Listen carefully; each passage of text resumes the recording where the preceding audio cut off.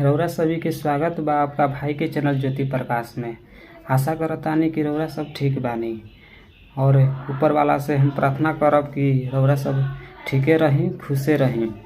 तो बड़ बुजुर्ग के प्रणाम करतानी और छोट भाई बहन बहन के आशीर्वाद देतानी। खुश रहिया जा, पढ़िया लिखिया जा और तरक्की करिया जा और शरमैया जा मत। जो भी कला होखे वो कला के अपना निकली है। जैसे यूट्यूब चैनल पर अपना अगर कला हो, अगर मन है तो यूट्यूब चैनल पर भी अपना कला के जरूर प्रदर्शन करिया जा।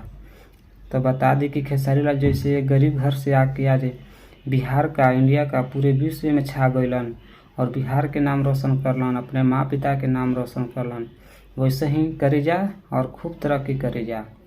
तो चलिए बता दी कि हम ज्योति प्रकाश बानी और लेके आविला अपने चैनल पर खेसारी लाल यादव से रिलेटेड वीडियो और भोजपुरी सिनेमा से रिलेटेड वीडियो, जैसे कि न्यू सॉन्ग और न्यू मूवी के बारे में और खेसारी लाल यादव जी के न्यूज रिलेटेड वीडियो के बारे में।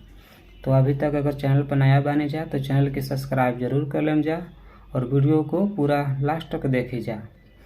तो चलिए वीडियो को स्टार्ट करतानी। गाना बा आवतायो घाई हम थाकल बानी, दिन भर के ओने ओने के माकल बानी। तो कैसन लगल गाना? यही खेसारी लाल भैया गइले बड़न। गाना के नाम हो फुल नाइट कर और साथ में बाड़ी यामिनी सिंह।